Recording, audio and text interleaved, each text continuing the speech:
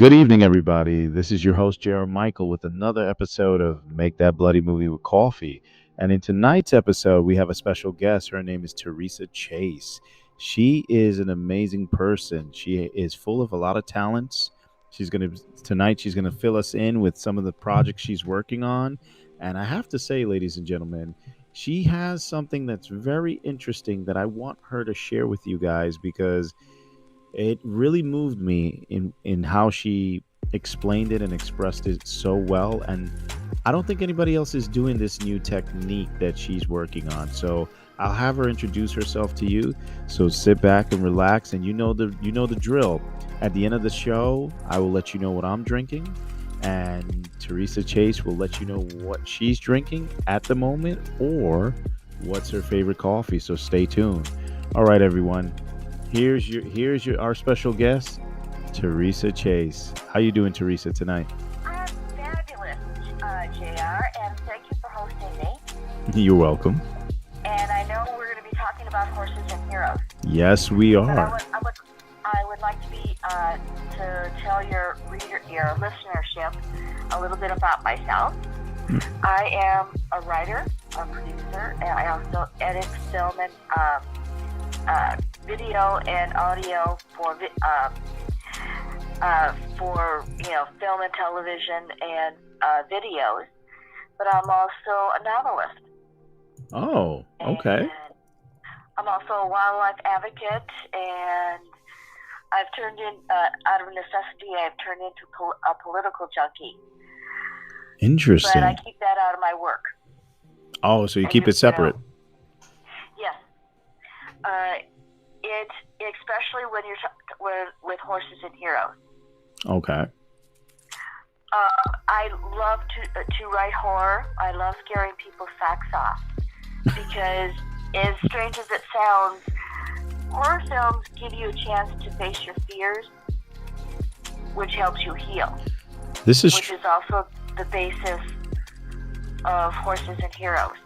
This is true. This is true, but I got to tell you, some of these horror films, I don't know about you, but I faced my fears for sure. But there was many nights I couldn't sleep. That I can tell you. My projects are about suspense. If not shocking the senses of the audience.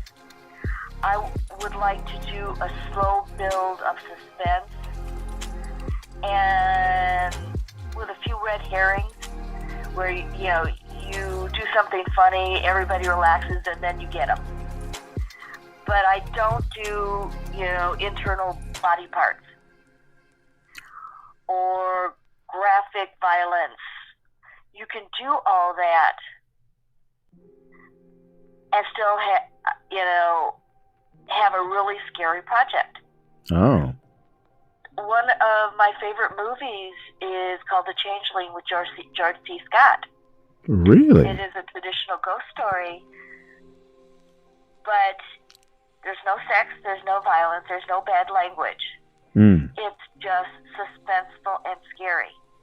Could you tell the audience who don't know about that film, like when that film was shown, and is it an old film? Is it a film? It's an older film. I believe it's from the 1980s. Oh, wow. Okay. You can watch it for free on YouTube. Oh, okay. Well, at the end of the show, you could remind the audience about it. Maybe some of Yeah. my fans out there would love to watch old 1980s movies. Even though to me, I grew up in the 80s and it feels like yesterday, but Well, I am significantly older than you are. I might not be the oldest living teenager. That Alan Alda has that, but I'm definitely on the list. Hey, we all do. We all do. Movies that we want to catch up to watch, Yeah. But Theresa, let me ask you something. From being a writer, producer, and a director, how did you get into the whole horses and the vets? Like, how did that come about? Okay. I want to clarify. I do not direct. Oh, okay. I write, produce, and I edit, but I have directed. I just suck at it. Okay. So you do what you love, and what you're good at, and you let other people do the same. Because if you try to do it all yourself, you don't do anything well. Very well said. Very well said. I agree. Well, I am a big veteran supporter. I left the industry in the mid-90s. I was working with the people a team that was very unethical. Yeah, they were paying themselves well and stiffing the crew. Are you serious? I am serious. Yeah, and I was turning into somebody that I did not like. Well, let me ask you something. I've heard stories like that, and I don't understand that. And maybe you could fill me in. Why are they stiffing the crew when they know without the crew, you got no film? I don't understand it either. Yeah, there is enough money in the industry that you can pay your people well. Yeah. And get a good crew so you can get the work done efficiently and produce a quality product. Absolutely. And that's not the first time you said that. I've heard it from other people as well who's been in productions. They always say the higher ups gets paid well and then they stiff the people, and I'm like, right. You can't do that. I mean, you got legs in your production. If you stiff your legs, guess what happens with a table if it doesn't have all four legs? It falls apart. It's the same thing. Exactly. And yeah, I'm not going to. Everybody's been heard about the shooting. Oh yeah, with Alec Baldwin. They cut costs, and some people got hurt. Yeah, but I mean, IATSE going on strike for better working hours and better working conditions. I supported the union. Okay. Because if in any business, film, television, no matter what the industry, if you burn out your people, bad things happen. Absolutely, but according to the reports, they said that actually it was a woman handling that department, and she said she didn't understand. They just threw her in there and they didn't really give her any explanation, and she was inexperienced. Right. And to me, it's like, what the heck are we doing here? If you want to bring on a rookie, that's fine, but also had a veteran on staff with you that knows what they're doing, that they can teach the rookie. Yeah. To me, and especially you dealing with blanks that you're really going to shoot, you got to make sure all those bullets, I don't know the whole process, but I've heard from guys who deal with it that, the hollow point, the tip of the bullet has to come out, the gunpowder has to come out. You only got the blanks there, so when it fires, it gives you that action of you actually shooting a real gun, but with no impact. I mean, you gotta make sure those things are already prepped before you even go on set. Yeah, I believe it was Floyd, Harold Floyd, back in early days of film. They were actually using live rounds. Oh, really? And they shot several of his fingers off. Well, yeah, you got to be careful. You got to be. I mean, even with blanks. Well, yeah, with blanks. You can die with blanks, really? I mean, because I've seen the how it comes out. Unless you're talking about when you shoot it, the way it comes out of the what they call that. He played in The Crow. Oh yeah, Brandon Lee.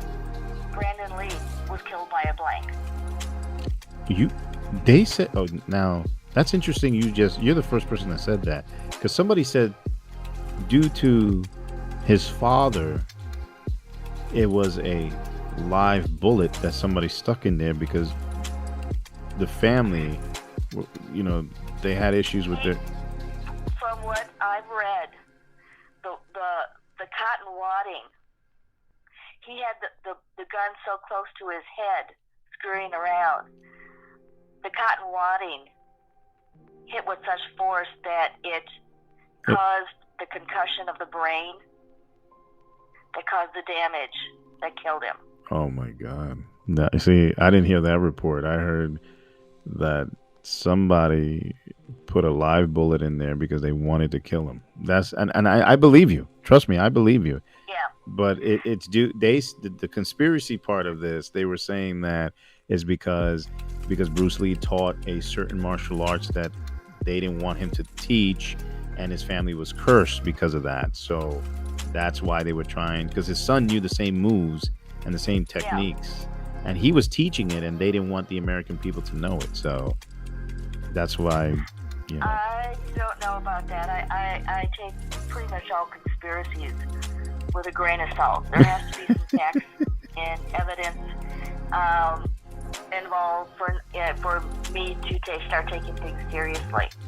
No, I hear you. I hear you. I'm the way I look at it, Teresa, is anything's possible, you know. So I don't put anything past me. I hear the left and I hear the right, and I know there's a truth in the middle, you know. So Yeah. that's how I look Well, at it. I am very spiritual, and I am involved with the magical world. Okay. Okay. So I know things we do, things we say, do, and cause to happen come back around to us. Hmm. So that could have been a factor into how Brandon Lee died. Oh, I see what you're saying. I get it. I don't know. I have I told you what I've read and what I remember, Hmm.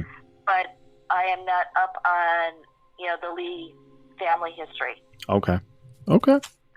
So anyway, back to Horses and Heroes. Yes. It started as a wildlife advocate. I love horses, and I'm very much involved in protecting the wild horses.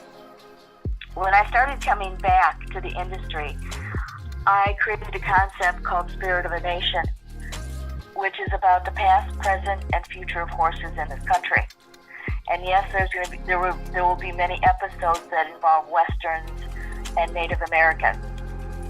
And the first episode was going to be about how equine therapy helps veterans. And the more research I did, the more I realized that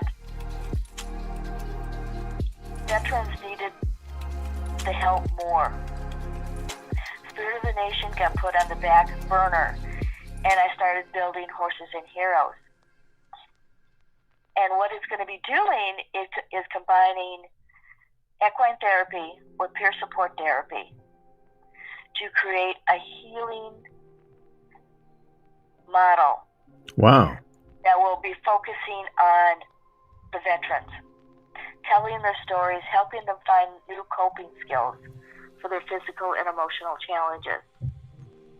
But I want civilians to start seeing veterans as people. They are not disposable parts of the war machine. They are not political footballs. They're people. And so I want to introduce veterans to new ways of healing, but also civilians into the amazing people that veterans can be. We're also going to be hiring veterans in front of and behind the camera. Wow. That's awesome that you're actually going to create a crew that are ex-vets. I think that's amazing. Yeah. And I think that's great that you're doing that so they can come back into society. And, I feel like our country have in some ways neglected our vets. Speaking, very much so. Yeah, my father is a vet. He, and it's, he had a lot of veteran friends too. And the things that I've heard and stuff that they told me that they had gone through over there, and how they get treated coming back, it's horrible. I mean, it's so all you vets out there, listen to Theresa Chaze. She has some interesting, I would say, to me, it sounds like an interesting, new, innovative therapy that she's doing for you guys. And I think it's special and wonderful. Yeah. This is a TV series, and it is going to be 12 episodes, 14 broadcast hours. Wow. And a broadcast hour is actually 44 minutes because you have to allow for commercials. Right. And we want to make a profit. There are organizations that are also called Horses and Heroes that are nonprofit equine therapy centers. We're the TV series. Okay. And most people don't know that there are a lot of veterans already in the entertainment industry. And the skills, the basic skills, very easily translate between the industries. Not the killing and the shooting, or the more deadly aspects, but the organization and the discipline required for both industries is very similar. Wow. So let me ask you this. I know I have a couple of questions that I wanted to ask you. Well, let me ask you, what is your response to those who say you couldn't make it in this industry? I ignore them because I know I can. I've achieved everything that I've ever set out to do. Where they say impossible, I say possible. Beautiful. And it's all a matter of perspective. If you think you can't, you can't. But when you believe you can and work for it in balance, you have to have balance in your life. You not only have to work, but you also have to play and rest. When you have that balance and the passion behind what you believe in, you will succeed. Not always in the way you expect or in the time frame that you expect. Wow. But you will get there. Absolutely. Everything is a process. And I think we stepped away from that, because the internet and the way things move so quickly nowadays, people think it's instantaneous. Or, they Right. look at other successful people and they see the end result of their success, but they don't see the grind or the late nights creating and putting stuff together where they get no sleep and they're dealing with family and other issues going on. So, yeah, I totally agree. But very well said, Theresa. I couldn't agree with you more that you believe in yourself, you can do it. If you don't, then you're just hindering yourself. Exactly. Question number 2, how does your way of looking at the business now different from how you looked at it at the beginning of your career? I see a broader picture than I did when I was younger. I am a recovering A-type personality. Oh. I have a long history of, how do they say it in the military? Target blindness. Ooh, never heard that one before. Target blindness. That's where you get so focused on your, shooting down your enemy that you don't see what's going around you, going on around you, and you fly right into a mountain. Oh, okay. Target blindness. It's that laser type of focus and discipline that can be an asset, but it can also fly you into a mountain. And one of the things that held me back was the fact that I worked so hard for so long that my life went totally out of balance. Oh, okay. And when you love what you do, you want to keep doing it. Yes. But if you take the balance out, you exhaust yourself and you empty your own well, and eventually you have nothing left to give to your talent.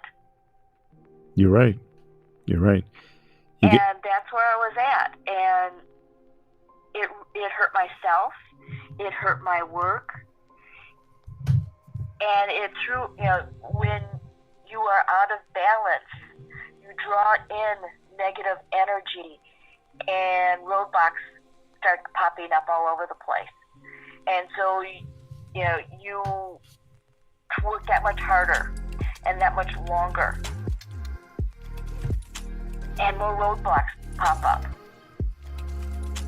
But when you take a step back and find your center and regain your balance, all those barriers fall away. Wow. Because you're back in your power. And when you're in your power, you can see alternatives, and you don't overreact.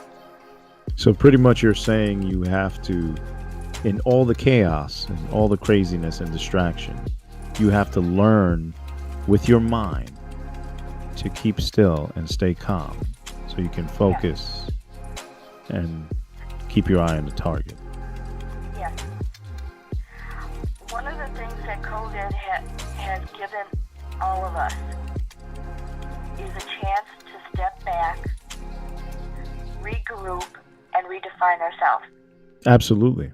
I agree. And that is why there are so many changes going on in the country and the world.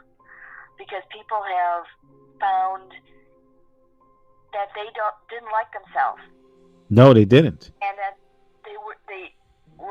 we were given an opportunity to reclaim ourselves by tossing out other people's expectations. Ooh, you now it sounds like what you're saying is, which is true, which has happened this past year. People never got to sit down and talk to each other because they've been busy work. When Right. things slowed down and they realize who their spouse or their girlfriend or boyfriend is, it's like, wait a second, who are you? Yes. I got you. But more importantly, we got to meet ourselves again. Yeah, you did. And those who have chosen to do it have found the best in themselves. But they've also found the courage to leave, societal expectations behind Yes. and reach for what makes them happy, Yes. strong, and whole. No, you're right. You're absolutely right, because that's what happened to me during COVID when my father died. I reflected on a lot of things, and things that I didn't know that was deep within me came out, and you go through a whole soul searching. So from last year to this year, I have to say, I realize and I feel like I've changed mentally in how I look at things, and Right. I totally get what you're saying, and it's like an awakening. I would say everybody is waking up in a way, More people have started their own, have left the corporate world. Yes. They've found the courage to start their own businesses. Yes. And believe in themselves. Yes. People have found the courage to take the leap of faith. Yes. And take risks that they would have never even considered before. That's right. Before pre-COVID. Yeah. Right. Starting their own business, investing in other people's businesses. Yes. Taking risks on other people because they believe in what they're saying and doing. Mm-hmm. We've had time to reinvent ourselves and re-meet ourselves. There was, in old spiritual religions, when you're going through a transformation, there's a thing called cloistering. And you spend a lot of time alone in meditation or, doing things alone and being separate. And I always thought that was really stupid because how can you learn things all by yourself? If you're out, in a cave on the top of a mountain meditating, how can you possibly learn anything? And during COVID, I finally understood. It's because we are able to meet ourselves and find the best in ourselves so that when we do go back out into the world again, we have developed a very strong core that keeps us from falling into other people's expectations. And it also gives us the courage, the innovation, and the creativity to take leaps of faith, not knowing where that first step is. I agree. Whether it be on ourselves or for another person. I agree. And not to cut you off, Theresa, but moving on, since we're at the halfway point of our show, The last Okay. question our audience want to know from you is, what was it that you did that you feel most influenced your success and will influence the success of others choosing a similar pursuit? That's a little harder because there was not one thing. Um, it has been a long process. My talent was always strong, and I tell stories like most people breed. I have been said that by industry professionals that my first drafts of scripts are better than most people's 10th or 15th draft. I tell stories, but I'm also a good scrounge, so I'm an excellent producer. And I'm detail-oriented, which makes me a really good editor. Oh. But it's been a journey of learning and growing. I think a linchpin moment happened in 2006. I was sexually assaulted by 2 Grand Traverse deputies. And I lost everything that was good in me. I was taken down to the ground, and I became somebody who was nothing. And for the next 5 years, living was a day-to-day thing, especially that first year. There were times where I nearly didn't make it, and it was only with the help of really good friends who were intuitive, who just seemed to call right at the right moment, that got me through it. And after about 2 years of a lot of soul searching and really hard work, I decided I wanted to live. Wow.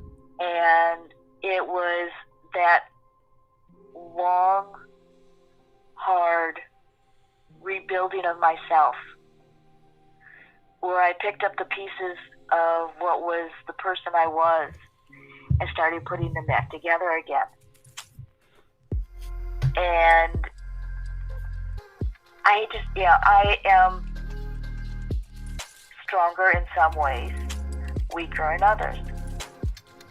But I've learned a great deal about myself and the world.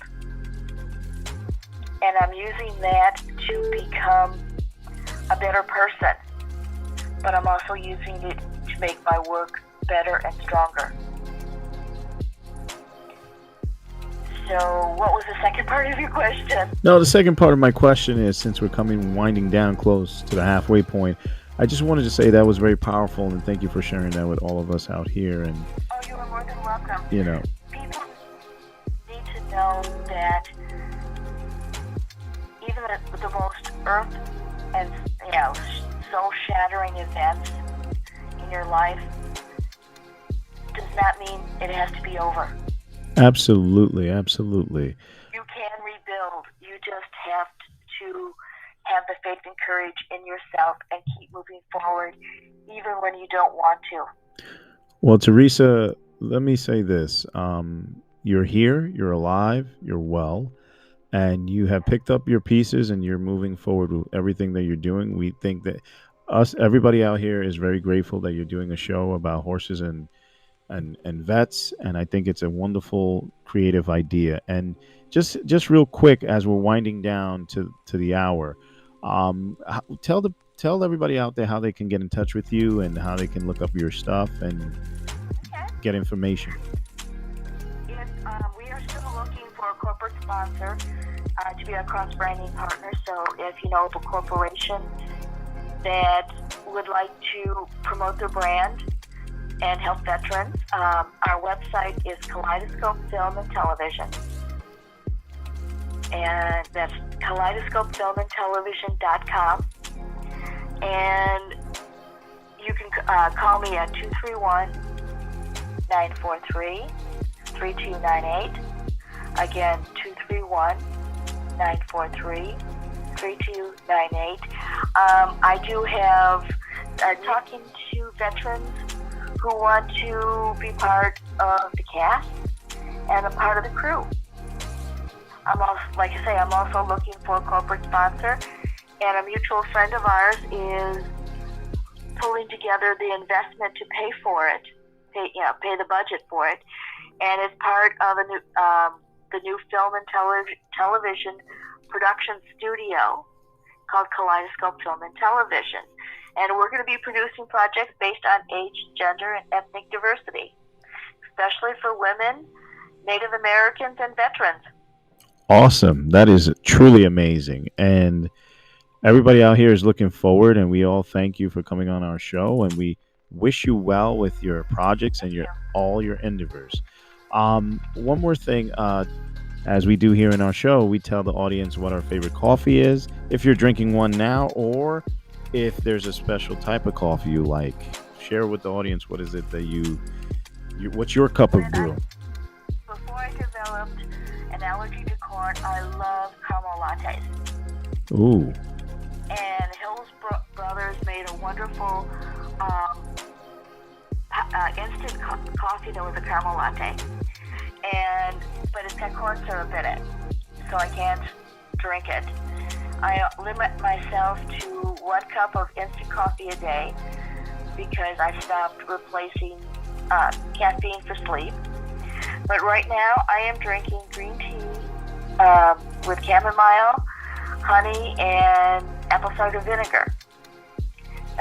We're pre-recorded, so right now it's night and it's too late in the day for coffee. So I have my 1 cup of coffee instant cup of coffee in the morning, and the rest of the day I drink green tea. Oh, that is beautiful. Well, everyone, you got the rundown on what Theresa likes to drink and what's her go-to fuel for the day. On my end, what I like to drink is tonight, well, what I'm drinking tonight is all Americano. It is just regular black coffee with a little bit of sugar. Never had that before. This is the first time, but it's okay. My dad used to drink it. I guess it was a army thing, he said. Whether that's true or not, I have no idea. But again, this is your host, J.R. Michael, with another episode of Make That Bloody Movie with Coffee. And one more thing I want to share with everyone out there. Don't forget to subscribe to our podcast. We're on Anchor. We're also on Spotify. You just look for Make That Bloody Movie with Coffee, indie filmmaker on coffee. That's how you can find us. And we are on Instagram as well and on Facebook. Again, thank you so much, Theresa, for being with us. And you are very welcome. And we're going to be looking out for you. So don't be a stranger. Keep us updated. And all right, everyone. You take care. Enjoy your night. And we're signing out.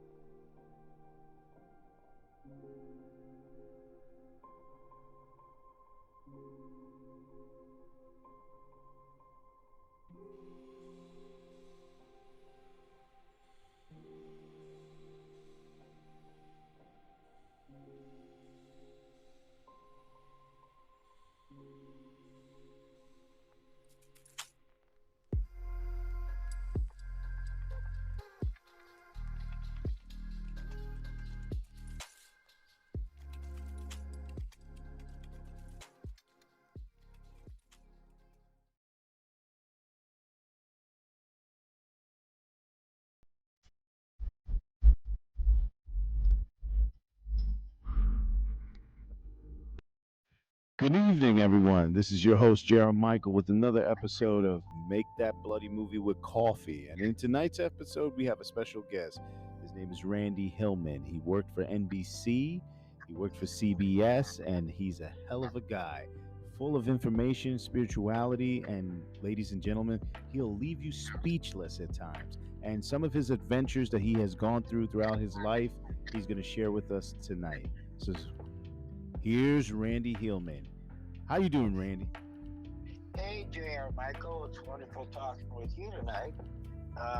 Since I've known you for a couple of years now, it's been very, very a lot of fun working with you and your knowledge and so forth. So I appreciate you having me on your show tonight. Well, it's a pleasure to have you, Randy, and I've heard a lot about you. You've seen a lot of things, been through a lot of whirlwind adventures, and if you want, share it with the audience. And by the way, ladies and gentlemen, stay tuned till the end of the episode. Well, like every episode, we let our listeners know what I'm drinking, what's my coffee of the night, and what's Randy Hillman's favorite brew of the night. So stick around, and you'll find out. Well, thanks for asking me on the show again, JR. I think it's important for. I've been in the entertainment business for over 37 years, and in the film industry, I was a scenic contractor and scenic builder for a number of years. I worked on some of the top movies in the last 10, 15 years. The last movie I worked on for scenic design and development was Titanic for James Cameron in 1997. Then I retired from that area. And if I can back up a little, I won a contest uh, to study art with the famous illustrator Norman Rockwell. And out of 5,000 people, 6 of us were chosen to go to Stockbridge and work with Norman Rockwell. And like anybody else that have dreams and ambitions, I was always an artist. I could draw before I could write my name. And Norman Rockwell was my favorite artist. I used to just delve into the magazines and try to copy his work and all that kind of stuff. Little did I know that somewhere in my lifetime I'd actually get a chance to work with him and meet him and move my career along. Norm was instrumental in getting me some work in New York, and at that time, it was agency work was done in-house for the networks. I started with CBS doing storyboards and commercial advertising stuff for production on air. And then after a while with CBS, I also did some camera work on location shoots for the nightly news with Walter Cronkite and people like that. But then eventually I moved over to NBC, and again, doing the same work I was in the advertising areas. I moved in a little bit more into a camera operation in studio. So I did have a chance to work camera for the Today Show and meet the people in television and news and get to know the lay of the land. And after that happened, I got an offer to be advertising director for the Alaska Pipeline Project in Houston, Texas. I moved to Houston, worked on that project. The oil glut hit in '85, and through my connections with the Houstonian in Houston, I was fortunate to meet the president of film production at Paramount. We got to know each other. He offered me a job. Little did I know that the oil glut was going to hit in '85, and I was watching oil rigs being blasted out of the air one day, and the next day I was unemployed. So I said, well, what do I got to lose? So I went out to California, met with the people at Paramount, got a job doing grub work with them, and that fixed my career in scenic development and design. So I had a lot of fun with that. Then I moved on to Las Vegas for 7 years and did one of the biggest shows that made history in Las Vegas called EFX, starring Michael Crawford. It made Las Vegas history as the longest running show in Las Vegas at that time. It ran 10 years. So I was very fortunate to get back in the business, moved to San Diego, California, where I lived most of my adult life, and was very fortunate to be in the right place in the right time and take advantage of the opportunities I had when I met people in regards to connecting with them and developing friendships and camaraderie that worked as far as getting into the major end of entertainment. And that I retired in '97, right after Titanic, to move back home and take care of my 93-year-old father, which eventually passed away. But while I was doing it, I was having people call me and say, "Hey, Randy, you know such and such. You've done. Do you know anybody that could fund our independent film? Blah blah blah blah." Well, I really didn't, but I knew people to get in the door with. So it started working. I started getting these people money to fund their films.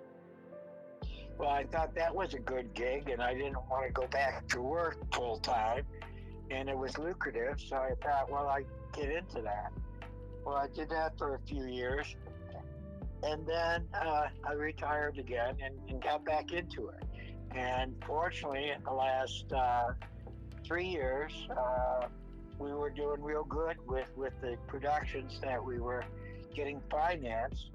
And then, of course, the virus hit and knocked the wind out of us. And it failed once and then started over. So you never give up. You believe in yourself, believe what you can do, and never give up on your dreams. You know, What you have between your ears is what's going to make it happen for you. Now, I've known a lot of people in this field that have grown up in dysfunctional families, grown up in areas where they were beat down as far as their own self-respect and belief in themselves to do what they had dreams to do. well, And let me ask you something, Randy. Not to cut you off, but I'm curious about something. Your journey has been quite interesting from where you began, and we don't meet too many people around here that could say that. So that's well, the situation with Norman Rockwell, now the generation that's coming up now may have heard of him, or they hear anecdotes that are, oh, this is like a Norman Rockwell situation. And they go, who's Norman Rockwell? They may not have even seen him or even recognized him to look at him. But yeah, I look at your ornaments when you go in to see the Hallmark ornaments that are all Norman Rockwell ornaments. You know what I mean? right. I mean, he's a legend in Americana. His background was to capture the essence of American life and the way people lived in this country. Even though he did international things and he did a lot of other uh, contracts for other magazines and so forth, Norman Rockwell did 460 paintings. All Wow. right, all right, and a true story. I was working in California, and I went to a fundraiser for Bill and Hillary Clinton in La Jolla, California. And a senator took me over there to meet Bill. And I don't know him that well that I can call him Bill, but I'm doing it for this interview. I know of him and he knows of me. But I find out that Bill Clinton is the biggest collector of original Norman Rockwell works. And I happen to have a piece that's never been produced of Rockwell's. And what was funny about it is Bill Clinton's very friendly and very outgoing, but as soon as the senator told him who my art teacher was, he was like a little kid in a candy shop. He was jumping up and down, saying, "Oh my God, oh my God. Hey, well, what do you got? What do you got?" I told him I have an original. He goes, "Can I buy it?" I said, "It's not for sale." So that was a long running thing that we had for many years. Hey, Randy, how you doing? I want to buy it. No, President Clinton is not for sale. So it was sort of a running joke, even though he's not a friend of mine. I don't know him other than socially and met him a few times. But it was kind of a running joke we had. And that was kind of cute, you know. Right, right. That's pretty So, cool. but the fact is that, um, like anything else, if you're a musician and you have a favorite artist and you get to meet or work with them, it's the height of your career. It puts you on cloud nine, and it also makes you look like, hey, maybe I do have something. If somebody uh, can value me that's already a star or in a top successful area of his career, I must mean something. I must have a reason to be here and do what I do.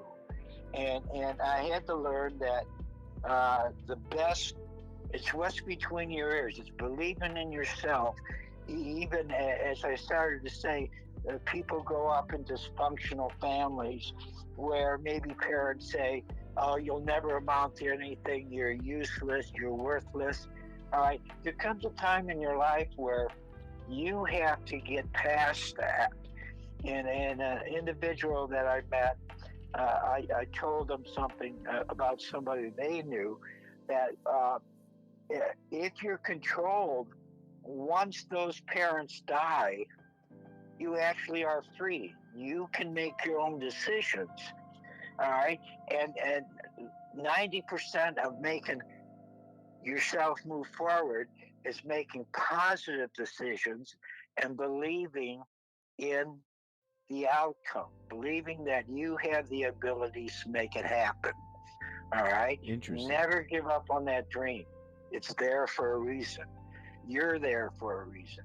No matter how negative somebody may have made you in your life, it's what's between your ears that's going to make it positive for yourself.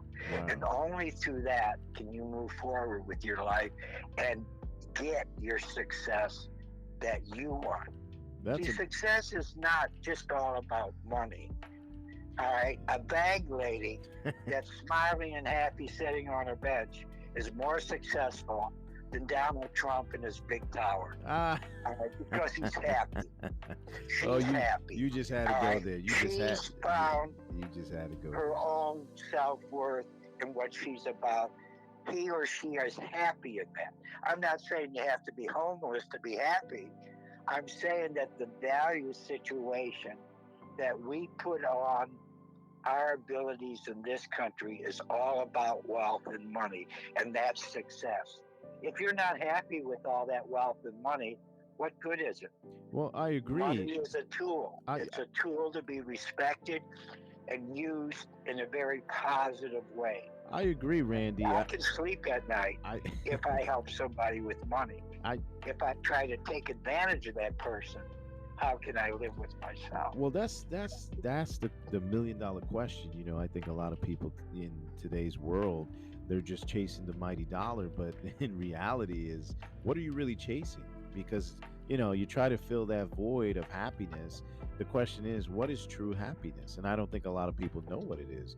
They know Well, that again, it's up to an individual to decide what that is. exactly. But I'm 74 years old, and I think I've been around the business long enough to understand how very difficult this business is to stay in and find your purpose Right, right. and define your purpose to self. Exactly. Because there are many people within this business that are very controlling and very monstrative as far as the way they treat you. And artistic people, whether they're a karate expert or not, are very sensitive people. Whether they put that armor on to protect themselves or not, they get destroyed. And Yeah. many good people have left Hollywood and left the industry because of that. And it doesn't have to happen. Well, That's why I think independent films are going to move forward in a very positive way. well, because you're not dealing with the machine no more. You're dealing with creativity, you're dealing with passion, you're dealing with stories that people in a whole wants to hear and see. It's not handpicked by the machine. So I think a lot of times, we as people, we see things being recycled, rehashed, and you know, revamped. And after a while, it gets diluted, and you say to yourself, I mean, come on now. How many times can you give me the same cereal? It eventually becomes stale. I want something else. That's turning around right now. And I think by next year, at least middle of next year, the success rate for independent films is going to be there. It's not there yet, but it's getting there. Well, Randy, I think I couldn't agree better because I think, a lot of independent films have different unique stories that they bring to the table. And, I believe that the public and the people, they tell you that, look, hey, we like what we like and we don't care what the critics say. We want to watch what we want to watch. Look at Squid Games from Netflix. It became a huge success, and not even Hollywood could have picked that one. Well, if you notice too, in the next few years, there's going to be at least three major state-of-the-art studios built outside of California, within the middle of the state, towards the East Coast, and I believe somewhere in Arizona. And that is because these studios will be looking at their value sources being independent filming. Independent filming in the last 10 years has actually skyrocketed. And they're getting a lot more interest at the fairs and so the filming fairs and stuff, Sundance and so forth, where people are looking at that resource versus major studio resources. Only because it is what it is. It's independent. You have your ownership. You don't have somebody dictating or rewriting your storyline to the point where it's not even yours. And the value is in the individual who's writing it and who owns it. And you don't give up your intellectual property. So filming is moving in an entirely different direction. The fact that streaming is going to be an intricate part of the way presentation is made to the general public is all good. It's all good for the industry, and it's definitely going to be good for independent films. I agree, Randy. Yeah, so I see that moving forward in a very positive light. Listen, we're winding down to the midway of the hour. We have a couple of questions. A couple of questions one of our fans wanted to ask you is first question: what is your biggest failure? My biggest failure, I would think, is I love education. I've always liked to teach. I've done some private teaching in regards to art, but I love knowledge. My biggest thing is not going further for a higher degree situation. That would, and I don't know if I regret that, but I wish it could have been done, because I think I would have taken my career choices even further in a different direction, So and whether I regret it, no, because I've had a ball. I've been very fortunate to look at opportunities when they come my way and take advantage of that opportunity to move forward. So I've had a very successful career in my career choices. So, but that would be it if I had any regrets that I didn't go further for education. Okay, all right. Moving on to question number 2. What was the best advice about life you have ever received? Well, I'm going to have to go by something that Norman Rockwell told me. Oh, Norman. All right. I was so enthralled with him that, you go to his house and he had this little carriage barn. His house was a very, unpretentious farmhouse on a nice hilly piece of land and on a very quiet street. And he was just really down to earth. And I said, hello? Hello? Hold on, ladies and gentlemen. I think we have technical difficulties. I think we just lost Randy.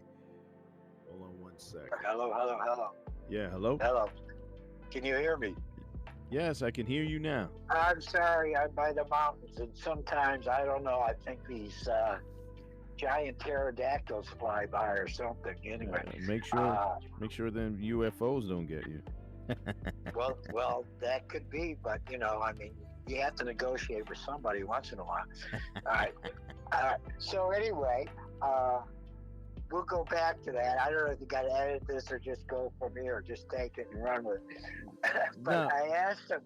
I said, Norm, how did you make it with all these big advertisers and all this, and you're working in New York and you're working around the world and you're doing president paintings and all that? He says, Randy, I learned one thing a long time ago. Put your ego on the shelf, all right, and get the job done on time and within budget. And I never forgot that. So we all have egos as artists. true. There's nobody in the uh, arts, no matter whether it's dancing, music, or what, that doesn't have an ego. That fuels your progressiveness. I But it can agree. get in the way and can make you lose respect and lose jobs and just become real ugly or lose a career. I So I've agree. never forgotten that, and that's one of my mantras that I use all the time with people. Well, I think You it's know, I think it's a great mantra to put your ego on a shelf and just get the job done.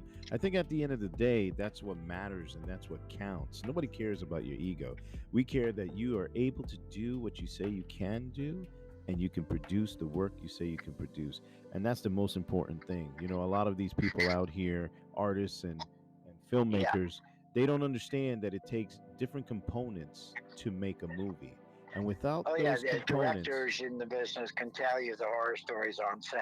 oh And yes. I know a few of them that are just wonderful, but I don't have time to share with you tonight. But they are bizarre, and it's because egos are in the way. All right, moving along to question number 3. All right. If you had the chance to do it all over again, what would you do differently? I would be more uh, frugal in my spending and my um, way of uh, handling my finances. Put it that way. That's what I would do. Yeah. Wow. Wow, that's an interesting answer. Never had that answer before. Okay. Well, you grow up in the 50s and stuff, and you grew up with parents that put money away, and they had the GI Bill to go to school, and they bought the house with the picket fence and the 2.5 kids and the dog. It was a whole different lifestyle. There was money available. Today, kids are saddled with $60,000, $70,000 student loans before they even get a job. So how do you become successful and have money to work with? You don't. All right. Gotcha. So we're in a very different world. All right. But in seeing that in the world today, I would have done that years ago had I had the knowledge in a younger life. What I know now compared to what I knew then. You know So what I mean? so what advice, this is a bonus question, ladies and gentlemen. What advice would you give young people today in the 21st century if they wanted to get into this business? What's the right attitude to have? I would say a positive attitude. Never give up on yourself. And hopefully you meet one person in your life that believes enough in you to mentor you. I was very fortunate to have two individuals in my life who are very famous in the business that had belief in me. And because of that, they carried me through. They So, carried me through to have belief in myself. all right. See, a lot of times, very sensitive What people time? or people have fear of failure, and it's a real problem. R- r- It's not something that somebody's just cowardly. All right, winding down, they Randy. actually become fearful of success. And indirectly or subliminally, what they will do is defeat So, themselves and set up situations within that will not let them succeed. All right, that's building trust in self, building the trust that you were given a very wonderful gift that many people don't have, and that you need to develop that success, because when you work in that, it's not work. Well, let me tell you something. Thank you for sharing that, Randy. Sorry to cut you off, but we're winding down to the hour. I know I can get a little, but I get very passionate, and I truly believe in people in this business. I agree. They need a fair shot to tell the audience what's your coffee of the night, Randy. What you're working with. What's your coffee of the night, Randy? What you're working with. Drink Jason Sanborn. He told you what was his cup of coffee of the night. I'm going to tell you what's mine. I'm only drinking regular Americano. Nothing crazy. Nothing sweet. Craziness. yeah. Well, just milk and coffee and a little bit of sugar. In the lawn. Yeah, no. I heard about that coffee. I think I'll pass away. Yeah. Well, Randy, I leave that to somebody else's taste. Well, Randy, thank you for being on. It's been a pleasure. You have a great night, and hope to talk to you soon. You too, Randy. Take care. And ladies and gentlemen, thank you for listening to us on Make That Bloody Movie with Coffee. Signing out.